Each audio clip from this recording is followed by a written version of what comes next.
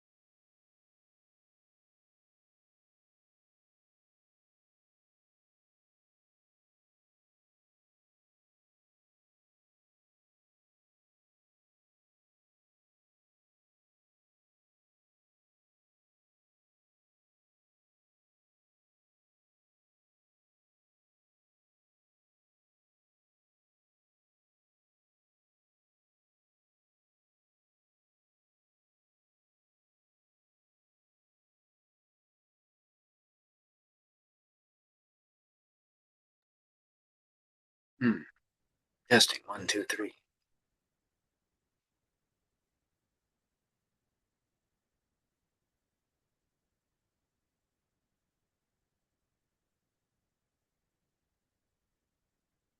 Phil. Hello. Hi, man. Hi, how are you? Okay. How's my Are audio you and stuff coming through? good? Can you hear me all right? I am quiet, and I'm trying to turn up my volume here. I'm way low, Let's so see. I'm good See now. if it's I'm good. the I can hear you. microphone. Okay, good. My room has the worst acoustics, and I always wonder if it just sounds horrible through the microphone. Um, Not at all. Oh, good. Yeah, we'll get there. Are you in a different location today? Uh, Rotated around. Oh, nice. Now just sitting on the couch. Oh, I see. Right on. Has it been hot where you're at? So hot, so hot. But I think today's the last of it. Yeah, for sure. Are you in Portland at the moment? Yeah. Yeah. Yeah, so it's been a scorcher for sure. Uh, I've had ambitions of like going out and then I go out and then I think, oh, I'll go back in. Yeah, I haven't tended to anything outside really. Tomorrow's the day. Although I gotta go to Seattle tomorrow, but the day after that, then the return of the pleasant outside. Okay. I'm just looking through how to do the slideshow, and so maybe we can test that. Sounds good. Yeah, you up for me giving a presentation? I would love that. Cool. It's just been something I've kind of been patchwork quilting together over, I don't know, 6 months or some time. Okay, this is actually sort of organized at this point, but I don't know how the screen share is going to come through, so let me test that. I also, yeah. Ah, the green share button looks like it'll do it.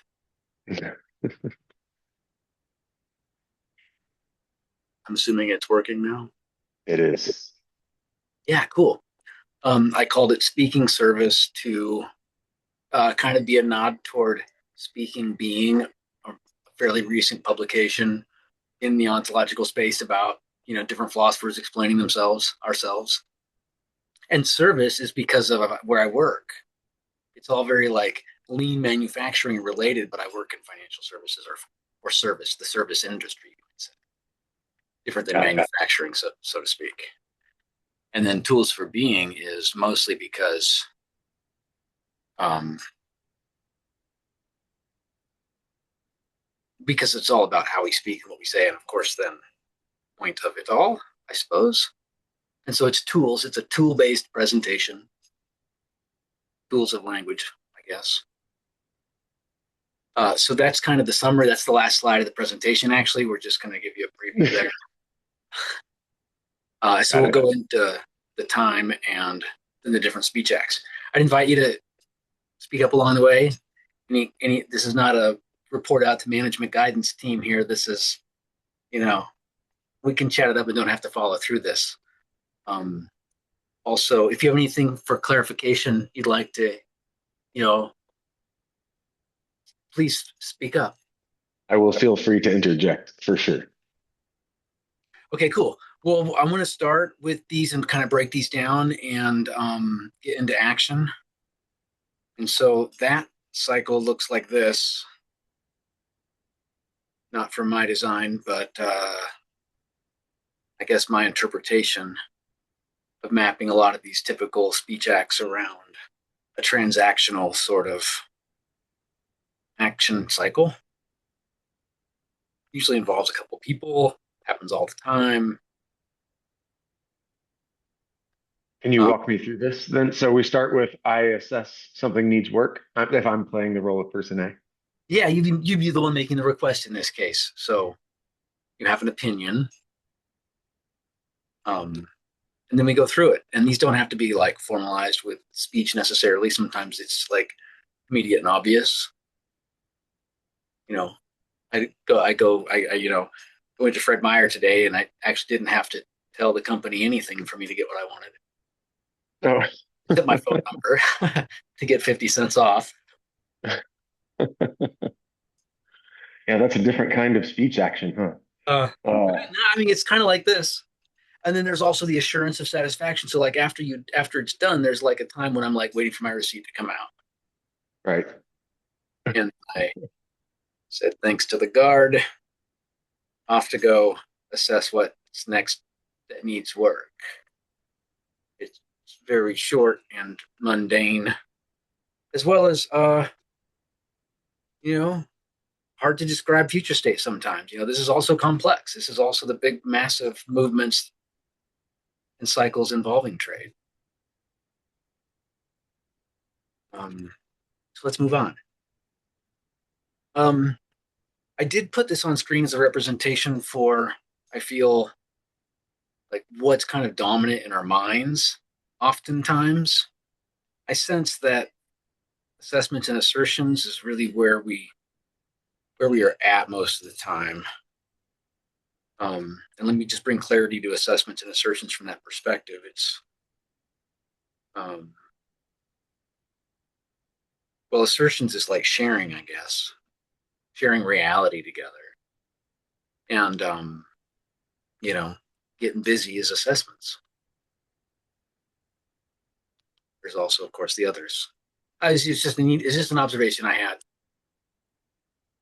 I could walk through those others, but it's still just a description of the others. So let's move into the next kind of step around putting this over time and how it connects to our emotions and bodies, because that's where we're going to end up with this. So now we've got kind of it's stories, but it's like sets of assessments too. And so there's this time scale of past to future here. From on the left hand side, you're seeing a past, or you're considering something historic, I would say. And of course, on the right, you've got the future, where we might be curious or anxious, depending on our level of comfort with that uncertain future. Always. And then in the middle is our presence around our choices. And so it's how we're feeling about the choices available to us will lead to, I guess, the name of those are ambition and resignation. Fair enough. Yep. Okay. I just think this is interesting to diagram out what you might want in your own mind's eye. And so like this is an alternative to that other. That could be fun. Oh, I'm also adding reflection in here, which is like, and it makes a really weird time scale thing, because I just showed a time scale and a reflection is like a weird future, past. It's not a speech act per se. It doesn't really fit in the time scale, but it's like re-understanding past, present, and future is reflection. Strange. Yeah. I don't get it, but we use it in science because you know we do measurements to improve, and so all this stuff happens with our projects all the time, and it's modernized as plan, do, check, act. This is this is quality, discipline of quality. Okay, so that's an interesting point I wanted to make. I'm gonna move on again. Okay. Um, we got to talk more about our nervous system, because all of this that we've been talking about so far have been tools, but they're language tools, and language is behavior, and our behavior is our presence, so to speak. Don't quite know how to break it down, but we're not really getting very far in life if we're not paying attention to our body and how we show up for people, how we present. Because those moods like curiosity and wonder show up, of course. Um, so I got some silly principles, but it's mostly saying the same thing again. But you can also, again, this is a tools deck on tools for being. And so making declarations connects bodies with, our words. Powerful declarations. I mean, hopefully they're true and you have the authority to do so. Otherwise, you're just talking smack. Um, but you can also, like, often these are connected, these bodily stories, and our pain is telling us it's got a message there ready for us to read. And it's about our curiosity of feeling that, I'd say, as an interesting point. That's all. But I'm not alone in understanding all this. I'm rare to say a scientific based meditator doesn't have inclinations of like the vagus nervous system and how to activate it. And it involves peace and calming. And so I do really believe that these stories and our bodies they're living in the same space. So there's that. Um, I haven't looked into it very much, but I'd say neuro linguistic programming is already figured all this stuff out, and I'm just catching up to it 30 years later, late in the game. Okay, I think I'm about done with all this stuff. It's kind of like also tools for leaders because you're really trying to control the current mood of ambition and resignation with people. Like back to leaders being, interested in all this stuff. Tool deck again. Who's going to be interested in that? And all that. So there's the presentation, Phil. I love it. It actually triggered. It's been bringing me back, brought me back to through a loop that I've been kind of dwelling on since I guess our last two discussions, Okay. about well, that there had been the prompt, "Who are you?" and the all the ways to go about telling stories about ourselves, all the ways to examine ourselves, reflect on who we are, everything else. And I've been, in I guess your next to last slide, you talked about limiting beliefs, or there was a reference to limiting beliefs, and I'm the type of person who I get. I swing very quickly from one pole of like hyper poetic non-literalism to like hard line technical, this is what this means, and because what you're referring to isn't exactly this, then it doesn't apply it to some other matter that would otherwise be contextually related, but I'm going to sever these connections and pretend like they don't there aren't there. And I realized that there's you know, limiting beliefs are often expressed in our feelings of reluctance, but they're not necessarily frequently spoken aloud in our inner dialogue, right? I mean, they may be, but frequently, I'm always shocked. Like as I've been dancing around with this question, who am I? As if I'd never thought about it before, but somehow being prompted in this particular context has focused my reflection on the point in a particular way that is, revealing things that I can't call necessarily new because they're identifiable as me, but they're things I don't think about a lot that are undeniably belong in some story about who I am. And why do I not think about them a lot? Well, because I think there is a limiting belief in there about um, the, I don't believe that others can construct, it's a fear, I suppose, that others will construct their version of my story Yep. in a misleading way Mm. if certain truths are in fact revealed or commented on or whatever. For sure, dude. It's blind You know? spots. Yeah. And it's And kind of like those things that are most personal to us are also the mhm, ones that we have the greatest reason to believe aren't going to be understood by other people because they're like, well, it really makes sense from this particular angle that is me. mhm, And right. all these other angles, I don't know, Mm, it very well might not. And I've yeah. been thinking about how that holds me back, not just, in my sense of my progress in this exploration of who I am or whatever, but, holds me back in the ways I think about taking action. It kind of just rules out whole swaths of action Wow. and without me saying I want to rule that out, you know? So like to be blunt, because it's kind of beating around the bush here, but Hmm. like one thing I've been reading several books or writings by this guy.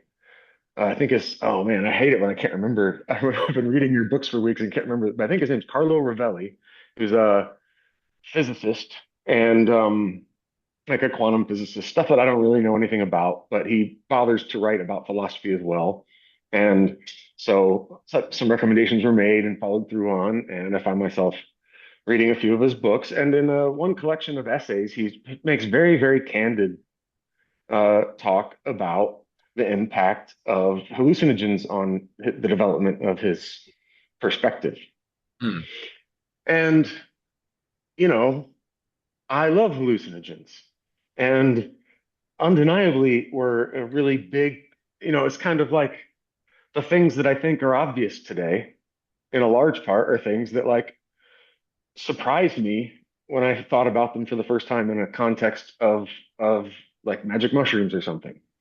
They were not things I take for granted, yet today I take them for granted, and I don't talk about where they came from in my own experience. And it's like I can attach them to lineages of thought that are abstracted away from the psychedelic experience and are just reducible to words and conversations people had or whatever.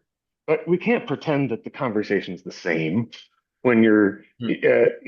just because the words are the same, when your body's completely, vibrant and alive because of a certain kind of stimulus that otherwise you don't walk around with. Um, that's not the same. Uh, it's not the same conversation when it's the conversation you're having when you're on mushrooms. Even if it's the same words, even if it's the same thoughts, Hmm. you know. I think you And got it. Let me summarize what I think you said. Um, because that relates to the story of who we don't know we are because we can't see it because it's so personal, or it only fits our person the one way. I call that blind spots, and who we are who we are. No, we are who we don't know we are to other people.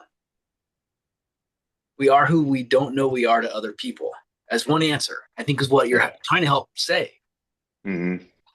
We are who Well, we don't. and I guess in some way, I feel like I've been kind of inhabiting this of just a lot of assumptions about what that, and so it's like on one hand, if I find myself talking to you about a certain topic and it seems like we're kind of on the same page, suddenly I'm like assuming that you've had all of the same formative experiences that led me to that particular. Mm.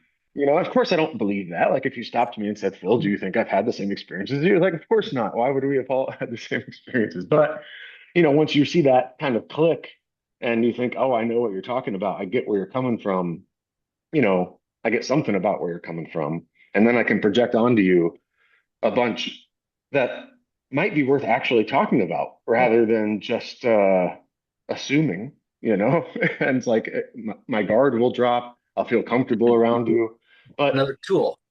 yeah, maybe it's worth actually uh, going over some of this ground, especially, given the particular nature of what our discussions are about. Oh, would you like me But to share? Well, I can remember being way more appalled when I was on mushrooms about life and society in my college town than I ever have been since or was the next morning.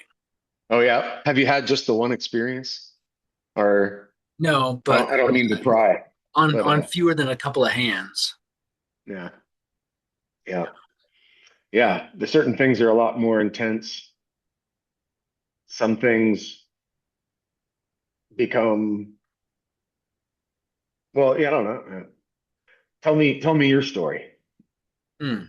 Well, I will, but again, it's like the things I don't see, I saw then, and those are the things that define us. Mm.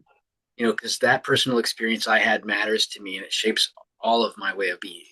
So that's like another uh, way to reinforce this idea that who we are is stories that other people have of us, or maybe that we have of others. I'm getting lost in all that, but it is a great reflection and a great prompt. Well, I think there's got to be something too when I think about like this whole movement of, uh, you know, any history is a reduction and kind of unfair, but I think like let's like the world of thought and discourse that like Searle and Austin are coming into, let's say, for example, like maybe it would be fair to some extent to characterize the philosophical tradition that they're responding to as being somewhat preoccupied with World War II. like, well, fair enough. I guess I was going to be focused more on like the a particular theory of language they were preoccupied with, but yeah, that No, that it was was all happening too. Searle was, I guess, hired by the British Empire to be a military strategist, and so part of this was his analysis of the conversational language military commanders used in war for the purposes of Fascinating. being better at war planning, and that's how Fascinating. that research was funded. Wow. I did not know that.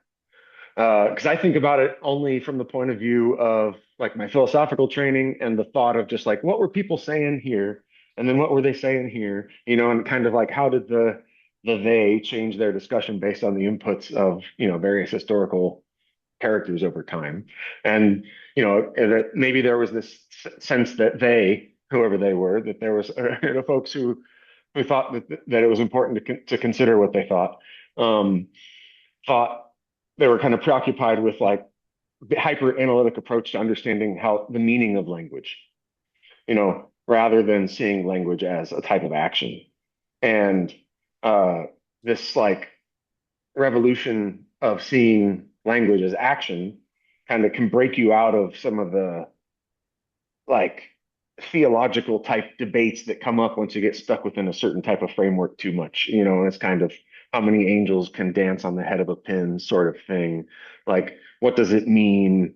What is the nature, uh, the sort of logical positivist, which I use that word not exactly knowing strictly what I'm referring to. But I think that there were an instance of this type of approach to language that wanted things to like have Mm. meaning, be real, be reducible to logical terms that we could then like make absolutely for sure freaking true statements, and there could be no doubt, and we could all just sit in our confidence and security that we knew the truth and all of that. And that's like a whole mental trap to be stuck in potentially. And Well, I think therapists call that being pro-social. pro social, how does that parse? Explain that to me. Well, it's like it's like a unconditional, like kind regard. And Hmm. when you're speaking in that way, uh, that it's a way of being, and you're speaking how it matters. But you can also like walk out of the room too to protest. True. Yeah. So it's all about power plays with kids, and that's the context. And it's really, I mean, it's way more energizing than any other way of being with kids. Interesting. Interesting. But it's like all around, it's also about relating and being tied up in what's here and now, and you know, like the reality of shared presence and action. So, like that importance you bring to other people with what matters. It's all that. Tell me more about what you mean by being with kids or energizing kids. Yeah. I mean, like, I guess it's. I mean, I don't have a lot of great ways to describe it, but you would do positive reinforcement. So, like a sticker chart for rewarding good behavior. So it's pretty basic, um, like motivational theory kind of I rewards and see. without punishments. So not challenging their frameworks or understanding of the world. Yeah, Uh, I mean, and it's not the only way to be because on good accord, you should set up a set of boundaries and you know ask kids not to cross them. right. That's tough. That's tough too because that gets into a power play and then all the regular behaviors come out. But reverting back to pro-social at any moment is always a better choice. Hmm. So I guess it's like completely context dependent and it's exhausting.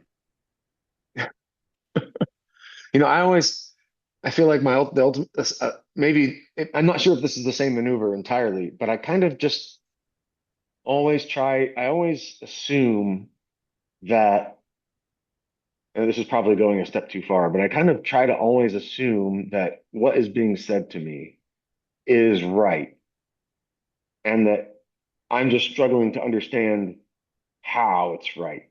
Mm. Like what are you really intending to get across? Mm. What am I getting stuck up on? I'll You tell you an know, interesting line of education around this point.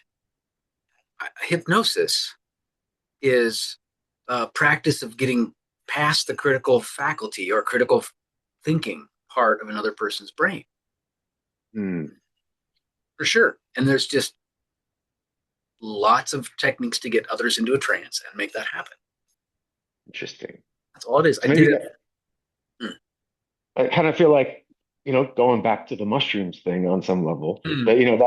that, that's in some way also what one could do when you're maybe one description of that a description I think of what a lot of times my experience on that drug has been when we're sort of just all the boundaries and in my mind just get a little looser. They're not like Mm. hard anymore and they're Yeah. transgressible without like making them incoherent. Yeah. And the the I think when I think the lasting effect on my cognitive development and the person, not just the way I think, but the way I want to think and the person I'm trying to be is the realization that like when I do take off uh that judging frame, Mm. Well, that well said. I can just find more.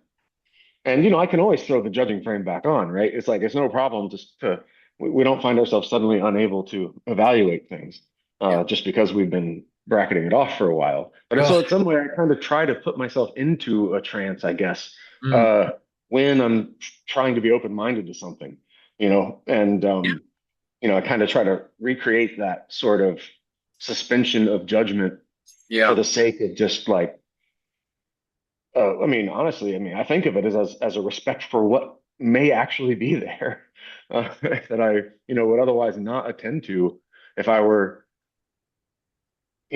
stuck in that assessing mode.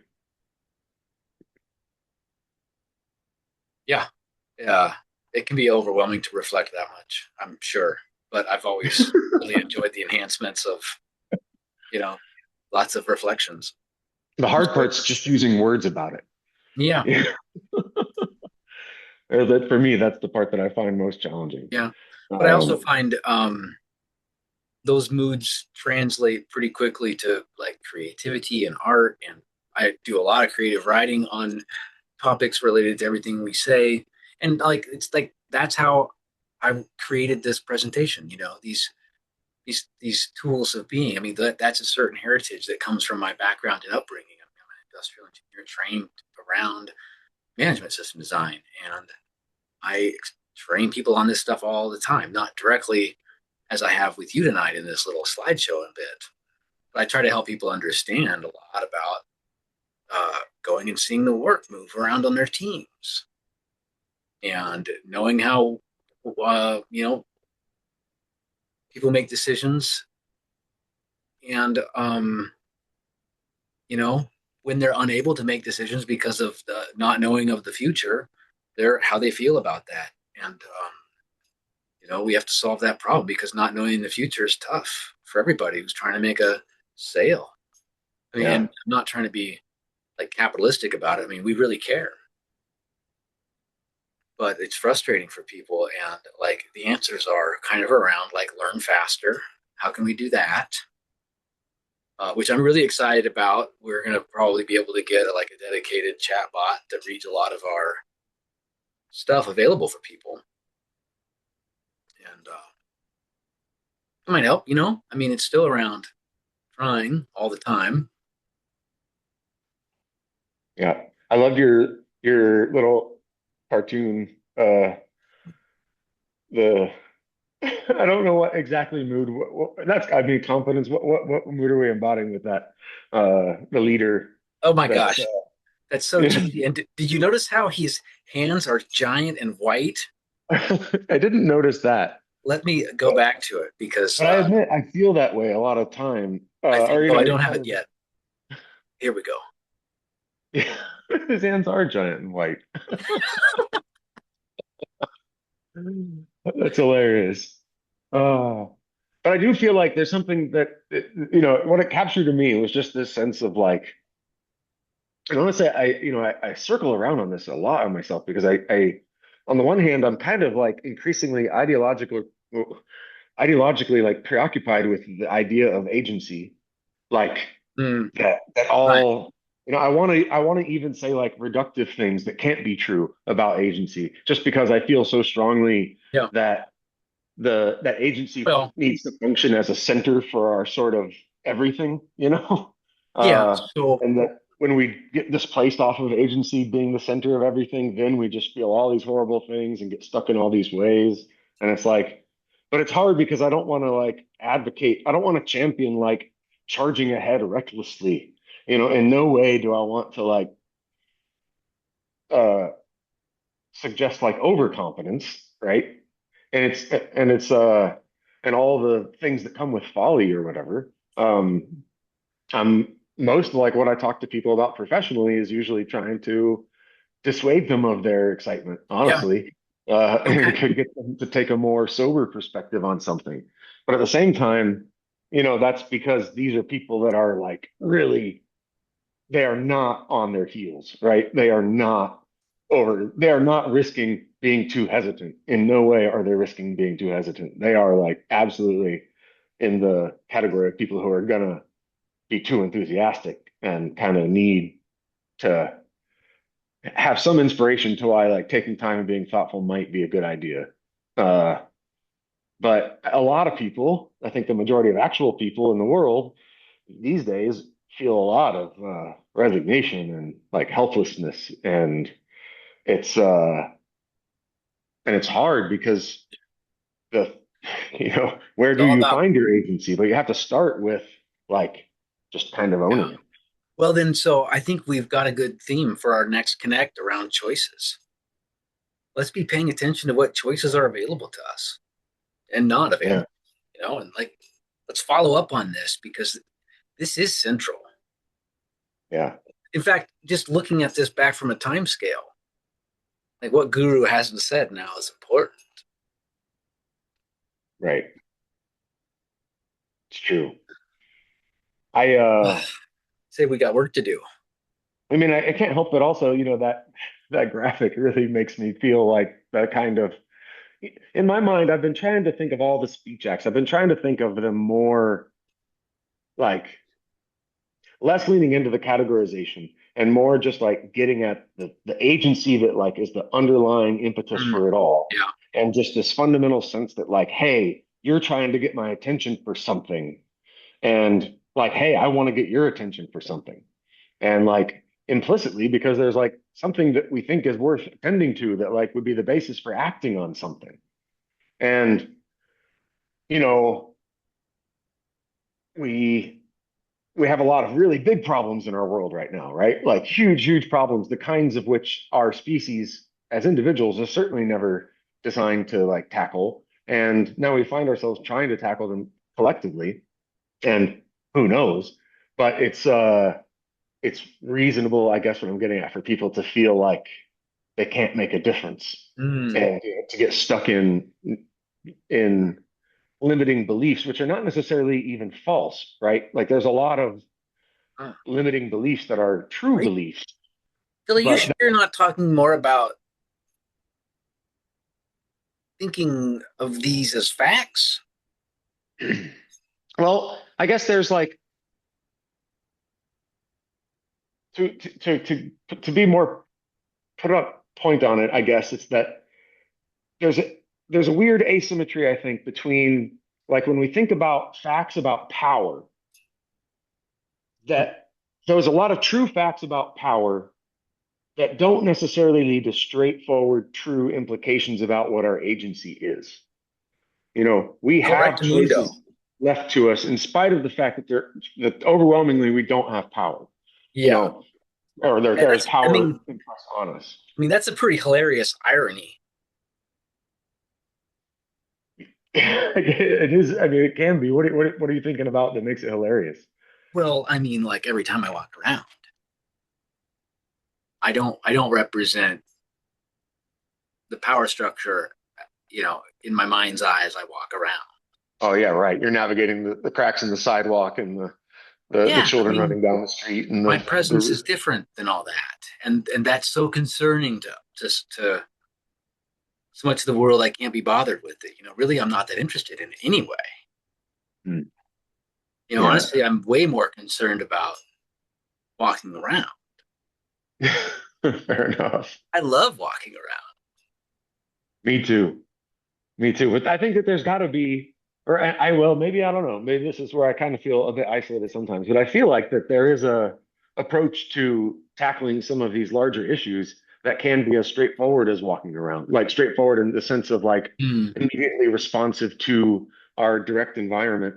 You know, it yeah, doesn't require being entirely in yeah, your head and some grand scheme and some, for sure. massive agenda. The Uh, one lesson I have from my whatever limited years of work is simple and visual is the only way to be.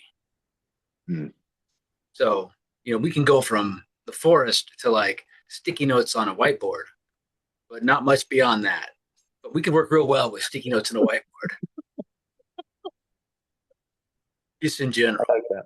Yeah, no, it's true. 95% of our problems can be solved with sticky notes on a whiteboard. I my I would part of me wants to just play devil's advocate and argue with you, but at the same time, like to construct my argument, I'm going to my whiteboard or my sticky notes. Yeah. So Yeah. uh Hey, man, we are just about out of time. oh bummer. It's been really nice Well, talking with you. you as well. Um, Look forward to next time. you bet. You bet. And like choices doesn't have to be a meaningful theme. Um, but it can be. Yeah. Yeah. Yeah, thanks again for that sharing you let me do. And I look forward to following up with you about that and more content. Sounds good. Well, good night then. Thank you, Matt. You take care. You too.